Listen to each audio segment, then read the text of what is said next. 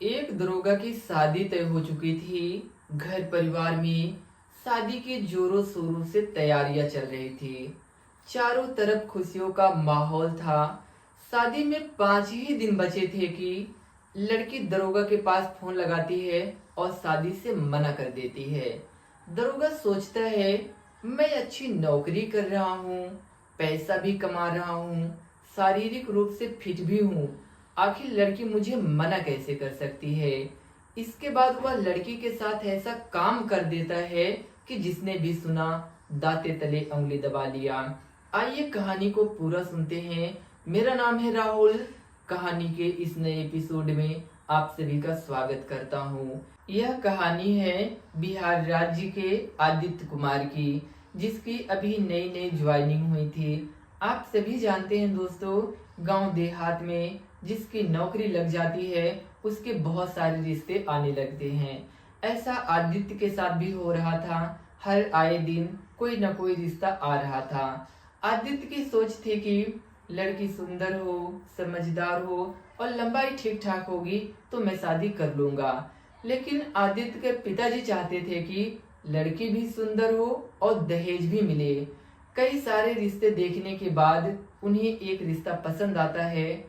वे अपने बेटे को फोन लगाते हैं और कहते हैं, बेटा हमने तुम्हारे लिए एक रिश्ता देख रखा है, गांव आ जाओ, लड़की देखने चलना है।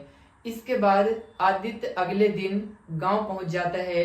दोस्तों, पहले के समय में रिश्ते बिना देखे भी हो जाया करते थे, लेकिन अभी के टाइम में जब तक लड़का और लड़की एक दूसरे को नहीं देखते हैं, रिश्ता अधूरा माना जाता है। आदित्य अगली सुबह लड़की देखने के लिए जाता है। लड़की का नाम रिया होता है। वह बहुत ही सुंदर, सुशील और समझदार होती है। उसकी लंबाई भी ठीक ठाक होती है। आदित्य उसे देखते ही मन कहने लगता है, शादी करूंगा तो इसी लड़की से करूंगा। इसके बाद वह उस लड़की से कुछ बातें करता है, फिर अपने घर पर आ जाता है और अपने पिताजी से कहता है, पिताश्री वो लड़की मुझे बहुत ही पसंद है, मैं उसी लड़की से ही शादी करूंगा। इसके बाद उसके पिता मान जाते हैं। वे अगुआ के माध्यम से लड़की के पिता के पास फोन लगाते हैं और कहते हैं कि मुझे दहेज में 10 लाख रुपया और 4 व्हीलर गाड़ी चाहिए। लड़की के पिता मिडिल क्लास फैमिली से होते हैं। 10 लाख की नकदी और एक 4 व्हीलर गाड़ी उनके लिए एक बहुत बड़ा अमाउंट था। लेकिन जब अपनी बच्ची के बारे में सोचते हैं कि मैंने इसे इतना लाड प्यार से बड़ा किया है, यदि जो है दरोगा से शादी करवा देंगे तो इसकी जिंदगी संवर जाएगी। भले ही मुझे कर्जा ही क्यों न लेना पड़े, लेकिन मैं इसकी शादी वहीं करवाऊंगा। फिर वे दहेज के लिए मान जाते हैं। इसके बाद दोनों परिवार के लोगों ने आदित्य और रिया की सगाई कर देते हैं। शादी की डेट तय हो जाती है। इधर आदित्य फिर से अपनी ड्यूटी करने के लिए चला जाता है, जहां पर उसकी पोस्टिंग होती है। इधर रिया के पापा भी शादी की तैयारियों में जुट जाते हैं। रिया भी अपनी शादी को लेकर बहुत ही खुश थी। उसके मन में भी बहुत सारे अरमान थे। एक दिन उसे किसी सामान को खरीदने के लिए बाजार जाना पड़ता है। बाजार से कुछ सामान लेके आ रही थी कि उसका एक बहुत भयंकर एक्सीडेंट हो जाता है, जिसमें उसके सर पर बहुत गंभीर चोट आ जाती है। इसके बाद उसके परिवार वाले उसे पटना के एक बहुत अच्छे हॉस्पिटल में एडमिट करवाते हैं, जहां पर उसका इलाज चल रहा होता है। इसके बाद डॉक्टर रिया के पापा से बताते हैं कि इनके माइंड में ब्लड की क्लॉटिंग हो गई है, इसका एक ऑपरेशन करना पड़ेगा, तभी इस बच्ची की जान बचाई जा सकती है, नहीं तो नहीं बचाई जा सकती। इसके बाद जो है रिया के पिता कहते हैं, आप मेरी बेटी को बचा लीजिए, जितना पैसा लगेगा मैं दूंगा। इसके बाद डॉक्टर ऑपरेशन करते हैं। ऑपरेशन सक्सेसफुल हो जाता है। फिर डॉक्टर कहता है कि रिया अब खतरे से बाहर है, इसे आप 10 दिन में घर ले जा सकते हैं, लेकिन इनको जो है 6 महीने तक रेस्ट करना पड़ेगा।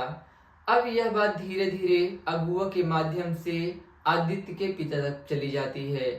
अब जो है आदित्य के पिता फोन लगाते हैं रिया के पापा के पास और कहते हैं कि हमने सुना है कि आपकी बच्ची का जो है एक एक्सीडेंट हो गया है।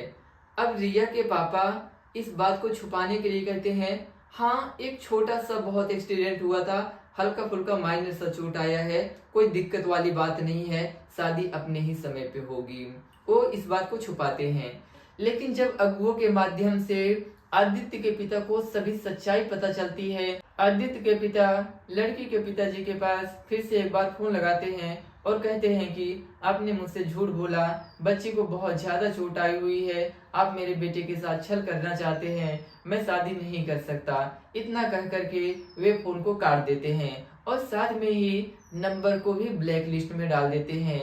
इधर रिया के पापा आदित्य को पिता को कन्विंस करने के लिए फोन लगाते हैं, लेकिन फोन लगता नहीं है, तो वे बहुत मायूस हो जाते हैं। कुछ दिन बीतने के बाद उसका एक दोस्त आदित्य के पास फोन लगाता है और कहता है कि राजेश का एक्सीडेंट हो गया।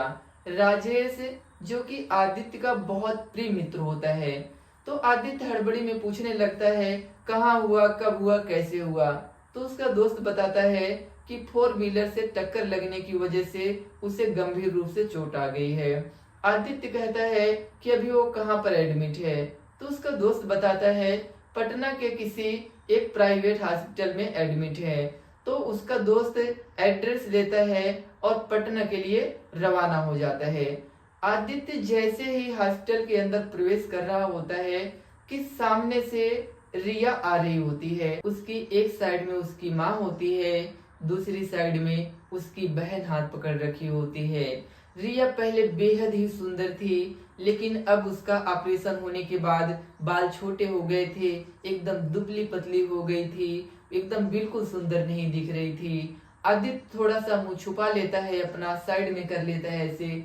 इसके बाद रिया के पूरे परिवार के लोग चले जाते हैं। आदित्य भी अपने दोस्त को देखता है, उसका दोस्त नॉर्मल होता है, वह अपने घर चला आता है। लेकिन घर आने के बाद उसका आत्मा दिलो दिमाग में एक ही चेहरा गूंज रहा था, रिया का, कि आखिर एक समय ये कितनी सुंदर दिख रही थी, आज इसकी हालत बेचारी की कैसे हो गई।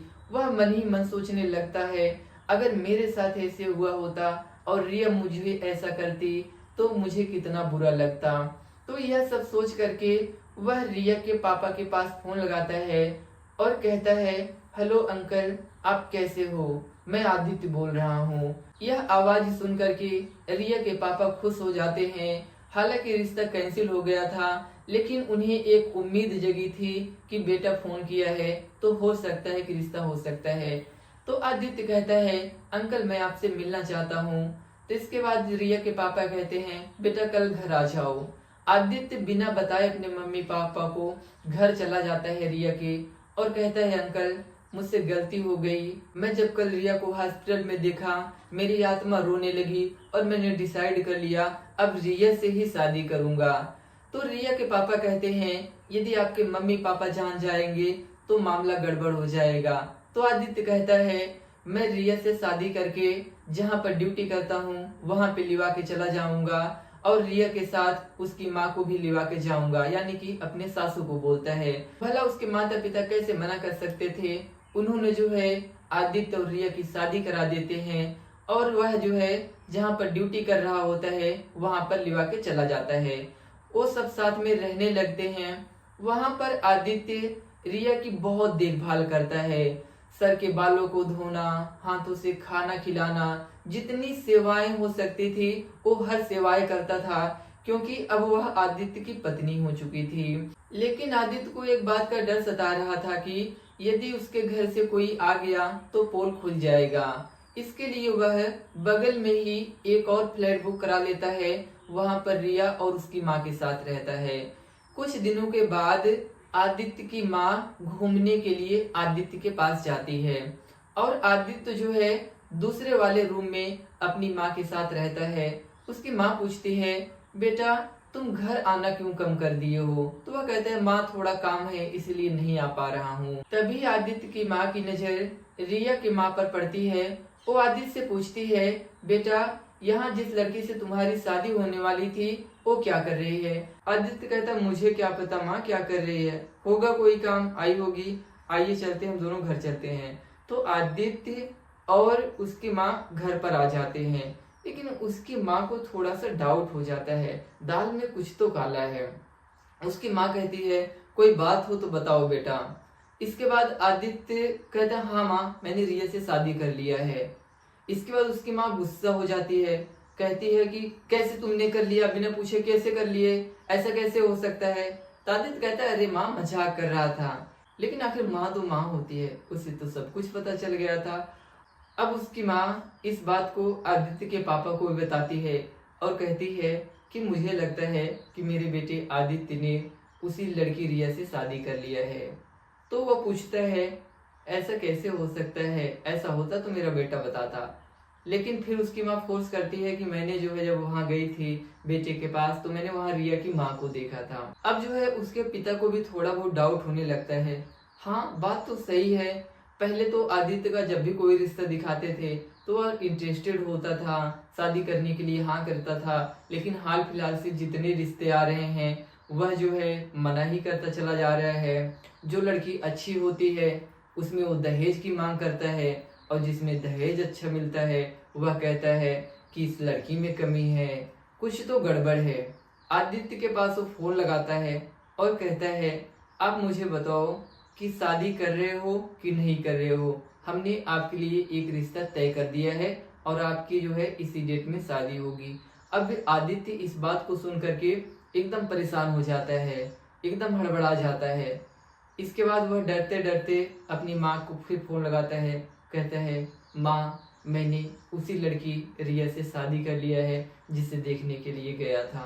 तो उसकी माँ कहती है बेटा तुमने ऐसा क्यों किया, उस लड़की के सर में तो बहुत गंभीर चोट आई थी, उसके स्वास्थ्य भी सही नहीं है, आगे क्या होगा क्या नहीं होगा इसे तुम जानते नहीं हो।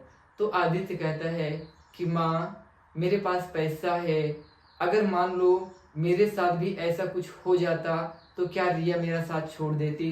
तो उसकी माँ कहती है कि नहीं बेटा, आपकी शादी नहीं हुई थी ना, अगर हो गई होती तो दूसरी बात थी। लेकिन आदित्य कहते हैं माँ, आपने मुझे इतना अच्छा पढ़ाया लिखाया, आपने मुझे इतने अच्छे संस्कार दिए, भला मैं इस लड़की का साथ कैसे छोड़ सकता था। जब मेरी इससे शादी पड़ी थी तो इसके दिल में कितना अरमान होगा कि मेरी शादी होने वाली है, मेरा पति एक दरोगा है, इसके तमाम अरमानों पे पानी फिर जाता। इसीलिए माँ, मेरा दिल और मेरी आत्मा गवाही नहीं दिया कि मैं किसी और लड़की से शादी कर लूँ। यह कह करके वह रोने लगता है। इसके बाद आदित्य की माँ भी बहुत रोने लगती है। इसके बाद वह उसी लड़की से शादी करवा देते हैं। जब यह बात पूरे समाज को पता चलती है तो सभी लोग आदित्य को सलाम करते हैं और कहते हैं बेटा हो तो ऐसा ही हो। दोस्तों, आदित्य ने उस लड़की से शादी करके समाज को एक अच्छा संदेश दिया। यदि आपको यह कहानी पसंद आई हो तो प्लीज चैनल को लाइक करके सब्सक्राइब करिएगा।